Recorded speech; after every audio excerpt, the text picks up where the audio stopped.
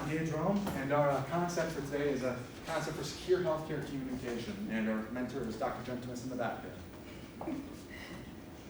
So here's the current state of U.S. healthcare.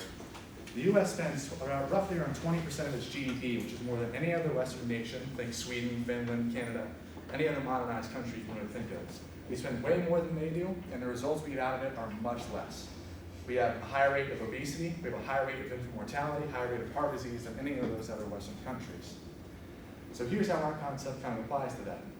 One of the leading causes of death in the United States in terms of medical-related deaths is misdiagnosis or medical malpractice, meaning there's a miscommunication among doctors, patient doesn't get the correct medicine or the correct surgery. As a result, they die or get a serious injury, so on and so forth. So how our concept can perhaps fix that is by promoting an online database that has a little bit of communication effect. The patients can store their documents online in a secure database that abides by HIPAA standards, which is the Health Insurance Privacy Act. And what it does is that they can have control over their data, and also they can give doctors access with PIN codes or special access codes or email authorization to those documents that has anything, basically any of their health records. And so if they go in with a doctor can get access to his data, that database, change records in real time, share them with other doctors who are also authorized. So the communication between doctors is improved, and maybe we have more communication, since there's more communication between doctors. Maybe the right surgeon has multiple opinions, they can share their opinions on whether this kind of medicine is correct or this kind of procedure is correct. Right, I'm gonna flip pages there. Oh. But, Did I go fourth one? yeah, just one. Just to add a little more background to this, the idea actually stemmed from my personal issues with the whole medical system, because at one point I was seeing 11 different doctors in the span of 6 to 9 months because of various disorders and various physical problems and surgeries and stuff. And one doctor would tell me something and the other would then turn around and say, no, that's not okay, or it's not good for this disorder, or someone else would turn around and say, well, your current problem is a side effect of medication that you're taking for this other problem. So it's like, overall, the idea stemmed that we need a more effective system. Our current system sucks. I mean, whether it's the insurance system, the insurance companies, the current various specialty fields, there's no connection, and all the demands so far have not been successful. Not only that, but our physicians and our wait time, if anyone's been to the doctor, which I'm sure everyone here has, you know that the wait time, especially on a first visit, can take hours. This proposed plan would shrink that down to maximize efficiency and productivity. Our objectives and goals are to develop a system that will store records in real time, provide patients with absolute control, and maintain flexible but secure access for approved individuals, as I was explaining, so as to relieve patients of frustration, reduce the length of intake procedure, and provide a more efficient communication platform. The platform itself is our base project. However, this platform is also capable of building a foundation to expand into just about every field, but also to assist with other minute details like research, or kind of escaping my mind right now, but there's so many possibilities with a good foundation that without one, especially how we're kind of floundering now, is not the answer. So our proposed methodology for this is several steps, but here's the main steps. What we want to do is, obviously establish a database and establish a real-time revision over said database, meaning anybody can access it who was authorized, of course, and make changes in real time, communicate with other doctors, have other doctors be able to communicate with each other, so on and so forth. We also want to provide a system of accounts for all parties involved, meaning you can log in, there's multiple accounts for each doctor, and those accounts can talk and link to each other. And how we plan to do this in terms of, okay, well, obviously that's divided by HIPAA standards, any information that goes into a database since it is health information. But everybody, how he has this starts off as the patient has his information online. It's just his at the beginning. But he can also talk to his doctor, and if his doctor is in town, He can give him link, he can give him an access code. That doctor can use the access code to have access to his health records at any time. So that is our methodology. Also, those PIN numbers and unique passcodes, we've kind of played with the idea that it is possible to substitute those with other possible answers for ensuring privacy. Not only that, but with the PIN codes, it would also be a way to ensure that the patient could terminate a doctor's access to their information at any time if they so chose that they no longer wanted to see that doctor, or thus making that whole process a lot easier, and you won't have to go bug the doctor for your records every time you want to move. So obviously this is going to require a lot of components. Some of the necessary components are servers that communicate back and forth with the computer being involved, and obviously a very large database. I'm talking about maybe petabytes of data to store all these documents. Obviously, also all those documents have to abide by certain security standards, and most importantly, the HIPAA standard, which is the national standard that was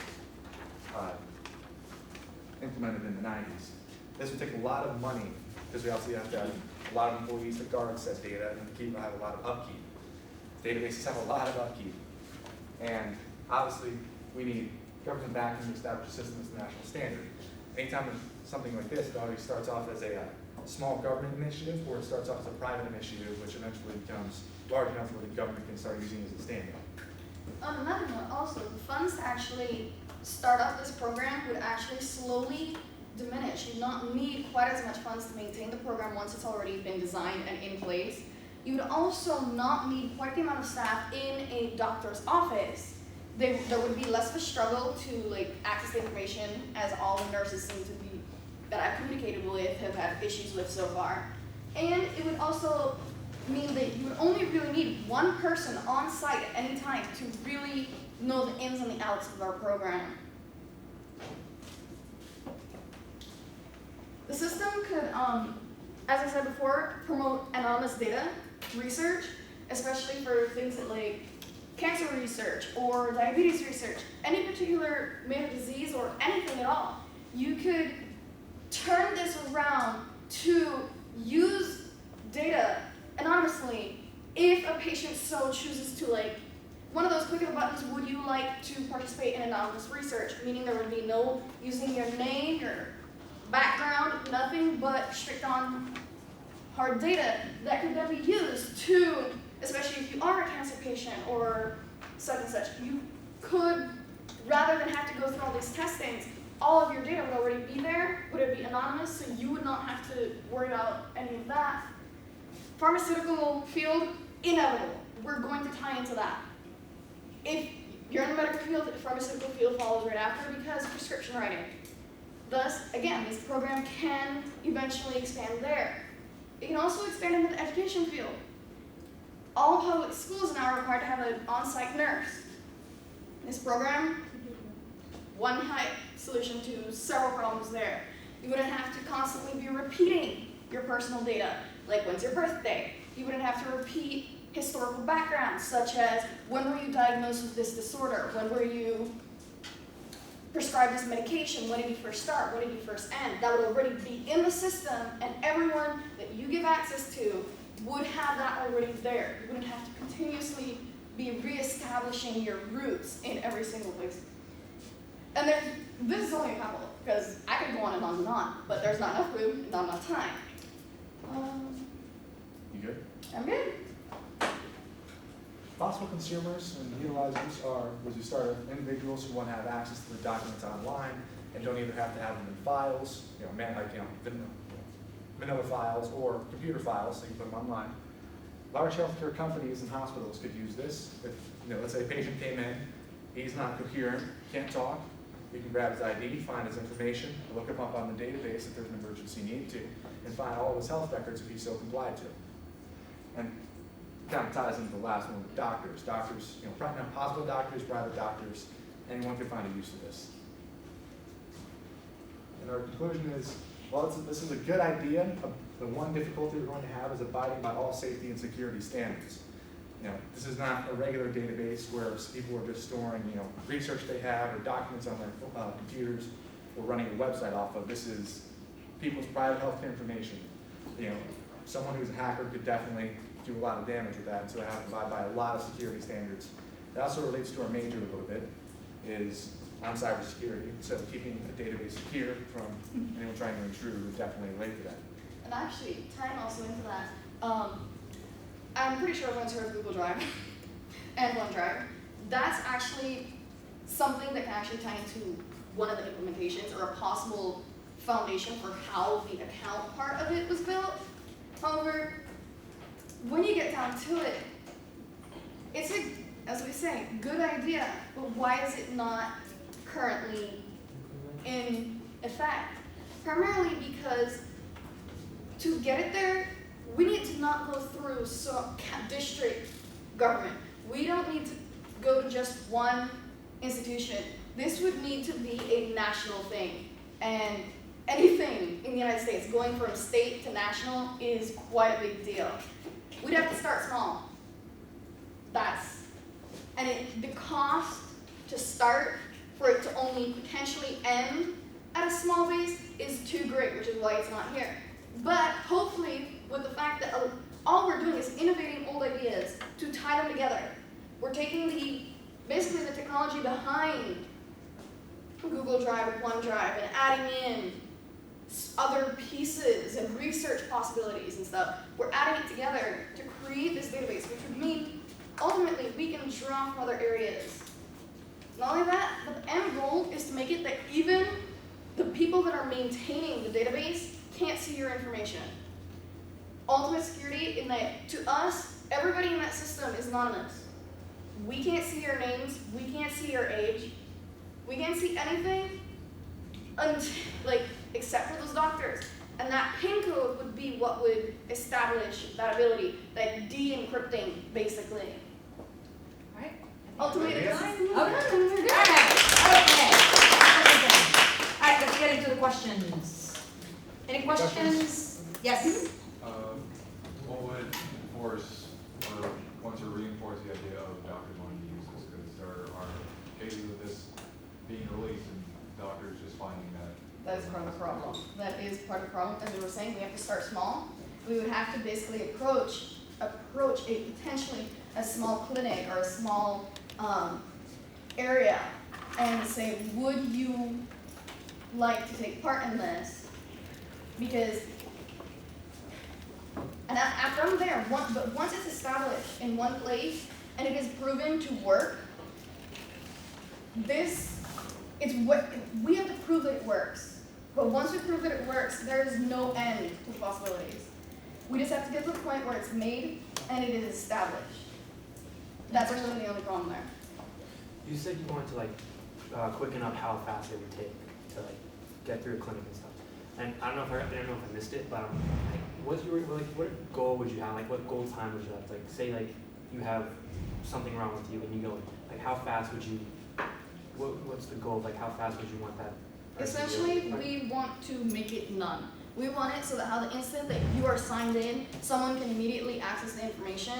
Again, you have to share the passcodes, but once you've shared, every doctor has those clipboards with your information on the outside that they sometimes read before coming in to visit you.